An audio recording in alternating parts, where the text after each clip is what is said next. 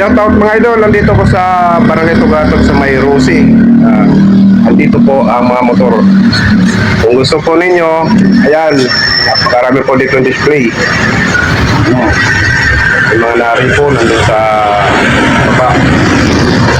Sa gusto pong pumunta dito, huwag po kayo maya. Andito mabait dito yung mga empleyado. Ayan po, oh. Ayan, napakarami po dito, mga bago.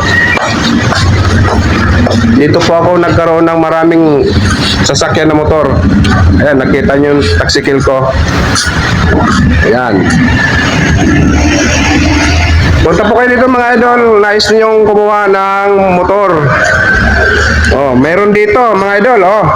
Bagong rito yata to, oh. Kung nais nyong pumunta dito at kung sundari nyo ito, pumunta kayo rito. At meron ditong binibinta na plus na motor, 150. Kung gusto nyo, kung sundari mga idol, ito, may rami dito, oh.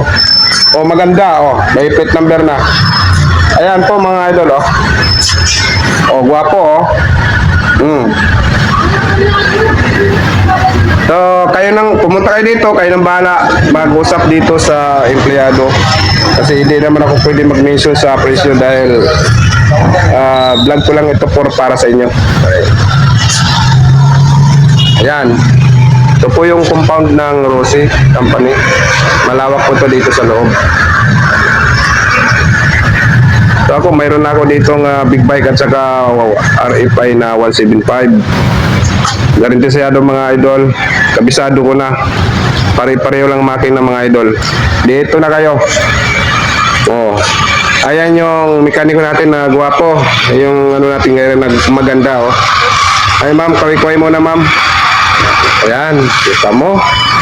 So, ang nice lamang pumunta dito, ang siyang makakita dito ng mga motor dito sa compound ng Rosie.